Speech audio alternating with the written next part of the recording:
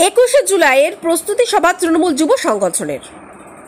আগামী 21শে জুলাই তৃণমূল কংগ্রেসের শহীদ স্মরণ দিবস। সেই শহীদ দিবসকে লক্ষ্য রেখে কলকাতার ধর্মতলায় অনুষ্ঠিত হতে চলেছে তৃণমূলের সভা। সেই সভাকে সাফল্যমণ্ডিত করতে সাগরদিঘিতে অনুষ্ঠিত হলো প্রস্তুতি সভা। এদিন জঙ্গিপুর সাংগঠনিক জেলা তৃণমূলের যুব কংগ্রেস সভাপতি কামাল হোসেনের উদ্যোগে এই সভার আয়োজন করা হয়।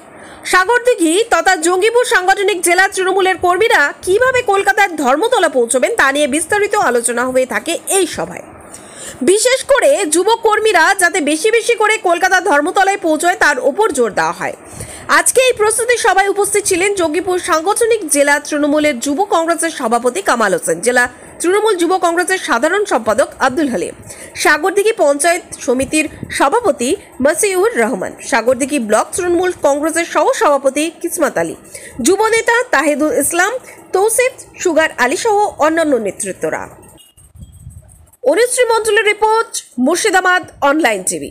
মূলত 21শে জুলাই কেন্দ্রিক আজকের এই প্রোগ্রাম, অমর 21শে জুলাই সারা রাজ্যব্যাপী এই প্রোগ্রাম হতে চলেছে এবং প্রস্তুতি সভা চলছে। আমাদের 21শে জুলাই ধর্মতলা প্রাঙ্গণে যে শহীদ দিবসকে আমরা স্মরণ করি মমতা বন্দ্যোপাধ্যায়ের নেতৃত্বে, এবং আমাদের প্রধান বক্তা উনি তার বক্তব্য শোনার জন্যে সারা রাজ্যব্যাপী প্রস্তুতি সভা চলছে।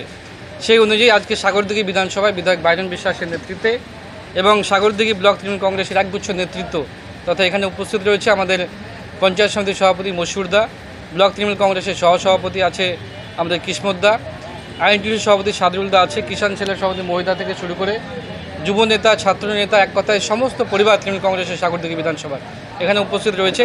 এবং এনাদের উপস্থিতিতে আজকে সাগরদিঘি বিধানসভায় জঙ্গিপুর সাংগঠনিক জেলা তৃণমূল যুব কংগ্রেসের নেতৃত্বে একটা প্রস্তুতি সভার আয়োজন করা হয়েছিল। আমাদের সাগরদিঘি বিধানসভা থেকে বরাবরই তৃণমূল যুব কংগ্রেসের সৈনিকরা খুব উচ্ছ্বাসের সঙ্গে ধর্মতলা প্রাঙ্গণে পৌঁছায়। এবারও আপনি লক্ষ্য করবেন প্রায় 2 থেকে 2.5 হাজার পরিমাণ আমরা যুব সংগঠনের ছেলেরা ধর্মতলা পৌঁছাবে। আমরা মূলত আজকে এখানে উপস্থিত হয়েছি 21শে জুলাই শহীদ স্মরণ ধর্মতলা চলো উপলক্ষে প্রস্তুতি সভায়। ইতিমধ্যে সমস্ত বক্তারা বক্তব্য দিয়েছে কেন আমরা 21শে জুলাই দিনটাকে আমরা পালন করি, স্মরণ করি, এটা আমরা পূর্ববর্তী বক্তাদের কাছ থেকে শুনলাম। কিন্তু একটা দুঃখের বিষয়, যখন মমতা বন্দ্যোপাধ্যায় যুব কংগ্রেসের সভানেত্রী ছিলেন, সিপিএম এর হারমাদরা যখন সেই আন্দোলনে আঘাত হানে, এই আন্দোলন আজকে সিপিএম সরকারকে কিন্তু উৎখাত করেছে। এটা খুবই আনন্দের আমাদের, কিন্তু তার সঙ্গে একটা দুঃখের। কেন দুঃখের? সেই 13 জন শহীদের কথা প্রদেশ কংগ্রেস মনে রাখেনি।